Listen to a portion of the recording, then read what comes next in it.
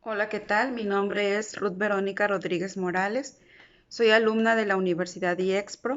Estoy cursando la maestría en educación y en esta ocasión pues estoy llevando la materia de estrategias de enseñanza-aprendizaje por competencias. Primeramente empezaré por explicar qué me llevo de la lectura, secuencias didácticas, aprendizaje y evaluación por competencias. La lectura habla o considera una serie de pasos que se deben tomar en cuenta al momento de planificar y realizar una secuencia didáctica. Parte de la idea de que la secuencia didáctica puede ser realizada para toda la asignatura o bien se puede dividir por módulos o por temas. Inclusive una secuencia didáctica se pudiera considerar por dos sesiones. Habla de que en ocasiones se pudiera realizar una secuencia didáctica hasta para una sola clase. Sin embargo, desde mi perspectiva y mi experiencia, yo considero que no es viable la realización de una secuencia didáctica por clase debido a que no alcanzas a evaluar los niveles de profundidad que tú quieres alcanzar dentro del desarrollo de un aprendizaje o una competencia. Entonces, en ese sentido, considero o concuerdo con el autor que lo más viable es realizarla por módulos o por parciales o por toda la asignatura. Ahora bien, ¿qué debe contener una secuencia didáctica?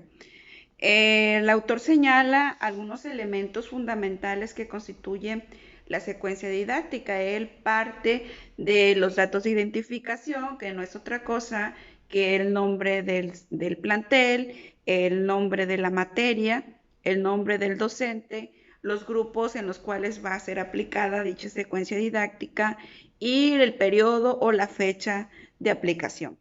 Asimismo, debe contener los bloques, unidades, temas o subtemas que se estarán abordando a lo largo de la secuencia didáctica. Después viene el problema significativo, el cual se va a estar abordando durante la secuencia, así como las competencias a desarrollar durante la intervención. Pues incluyen las actividades tanto de enseñanza como las actividades de aprendizaje que se van a estar desarrollando para el logro de los objetivos. Aquí es muy importante señalar que se debe enfatizar en cuáles son las actividades en donde el docente va a trabajar con el alumno o va a brindar acompañamiento y las actividades que debe realizar el estudiante de manera autónoma para el logro o demostración de que alcanzó o logró esas competencias o esos aprendizajes. Aquí es importante puntualizar que el problema o reto que se le va a estar planteando al alumno debe ser un problema que sea de interés del estudiante.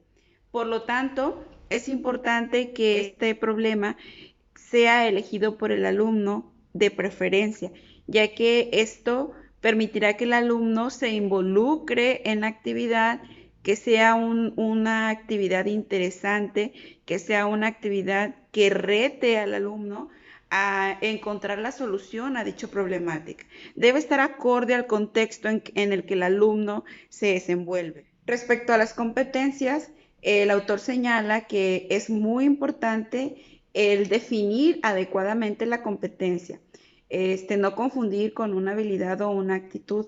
Por lo tanto, estas se deben ser expresadas correctamente y en ese sentido, pues como docentes no tenemos mucho problema respecto a la realización de la competencia, ya que estas ya vienen incluidos dentro de nuestro programa de estudios. Entonces aquí lo único que nosotros debemos hacer al momento de la realización de la secuencia didáctica es seleccionar la competencia con la que vamos a estar trabajando para adecuarla a nuestra secuencia didáctica.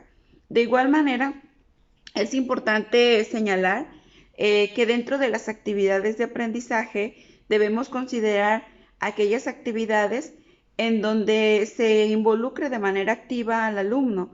Esto significa implementar metodologías activas como por ejemplo el aprendizaje a través de proyecto, el aprendizaje situado y otro tipo de metodologías que permitan que el alumno se involucre en la actividad y que pueda él resolver de manera autónoma o proponer de manera autónoma una solución a la problemática o al reto que se le está presentando. Asimismo, dentro de la secuencia didáctica se debe incluir el instrumento de evaluación que nos va a permitir medir el nivel de logro de los aprendizajes o el nivel de logro del desarrollo de la competencia en el alumno. En ese sentido, debemos utilizar un instrumento de evaluación que realmente nos permita medir esos resultados. Debemos elegir los más adecuados para este tipo de evaluación y es importante aquí señalar que los criterios que nosotros estaremos aplicando para realizar esa evaluación deben ser criterios claros y deben ser acordes a lo que nosotros deseamos evaluar, es decir, acorde al nivel de profundidad en el que estaremos evaluando el desarrollo de la competencia. Ahora bien, ¿qué decir de este periodo de contingencia? ¿Es aplicable la secuencia didáctica realizada por competencias? Yo diría que sí. Es cuestión de adaptar los contenidos, adaptar la secuencia a la situación en la que estamos viviendo. ¿Esto qué significa? Que primero, número uno, pues debemos priorizar el uso de recursos tecnológicos, el uso de las TICs, al momento de que nosotros planeamos actividades tanto de enseñanza como de aprendizaje. En el caso de actividades de enseñanza, podríamos considerar la elaboración de videos, de tutoriales guiados, podríamos considerar también las videoconferencias en donde se puede impartir una explicación al alumno, se le puede brindar acompañamiento para resolver sus dudas. De igual manera, pues se pueden utilizar diferentes herramientas tecnológicas para que ellos puedan desarrollar los trabajos a través de aplicaciones que les permitan a ellos no solo investigar, sino apropiarse del conocimiento, comprenderlo y a la misma vez que ellos puedan producir nuevos conocimientos. Entonces, tenemos una gran variedad de herramientas en líneas para elaborar presentaciones, para elaborar líneas del tiempo, para elaborar maquetas de manera virtual. Tenemos simuladores, tenemos una gran variedad de herramientas que podemos incluir nosotros como recursos dentro de nuestra secuencia didáctica y utilizarlos para el logro o el desarrollo de las competencias. Sin embargo, aquí entra o aterrizo dentro de mi situación actual que estoy impartiendo clases a la distancia. Es muy buena la planeación por competencias, es muy interesante el proponer retos, proponer situaciones, problemas a los alumnos para que ellos puedan resolverlo a través de una serie de actividades que les permitan apropiarse de ese conocimiento, apropiarse de esa competencia o desarrollar esa competencia. ¿Cuál es la problemática que yo observo aquí en mi contexto? La problemática que yo observo es, número uno, la falta de acceso a recursos tecnológicos.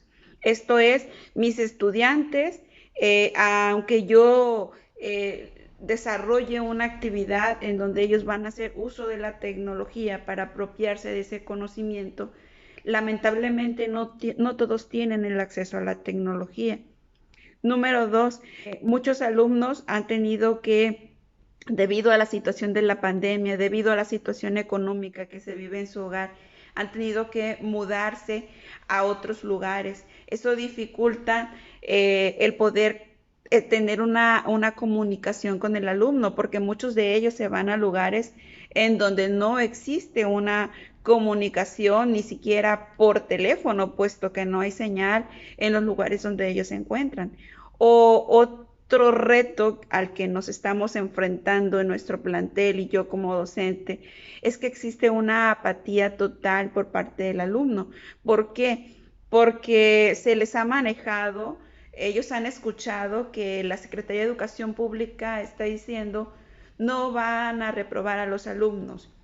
Y entonces el alumno se ha desinteresado totalmente, está en una situación de apatía, de desinterés total hacia su propio aprendizaje.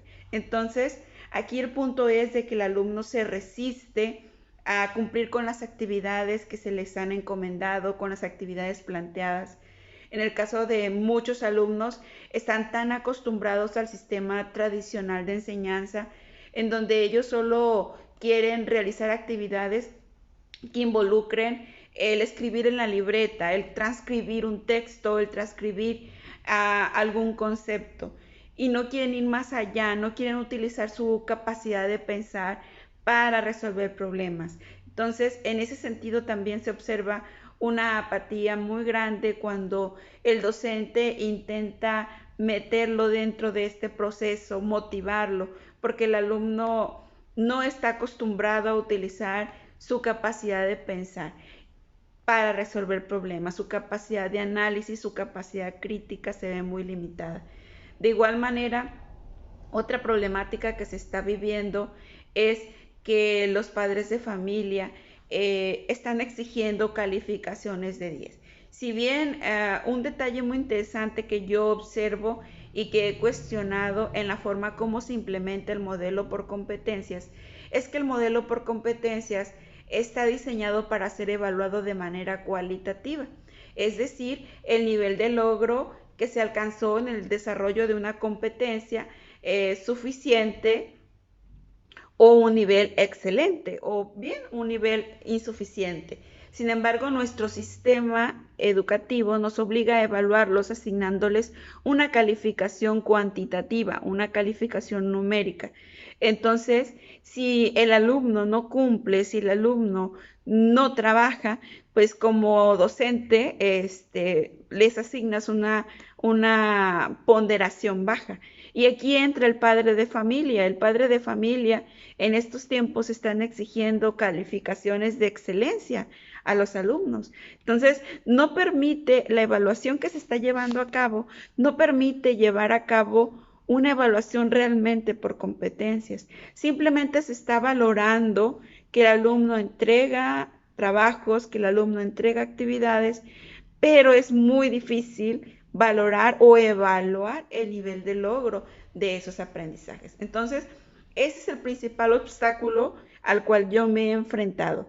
Quiero pensar que la situación de estrés a los que los alumnos están sometidos por el encierro, el no tener un adecuado espacio de trabajo, al no tener un horario que los obligue a que ellos tengan que trabajar dentro de ese horario. Todas estas son aspectos que están contribuyendo para que muchos alumnos no estén trabajando y por ende pues no estén desarrollando esos aprendizajes, no estén alcanzando el nivel de logro de las competencias. Y en ese sentido es donde es importante que nosotros analicemos qué tan pertinente es en este momento adecuar o aplicar este modelo por competencias durante la etapa de pandemia. Creo yo que el modelo por competencias es muy bueno desarrollado en una situación normal.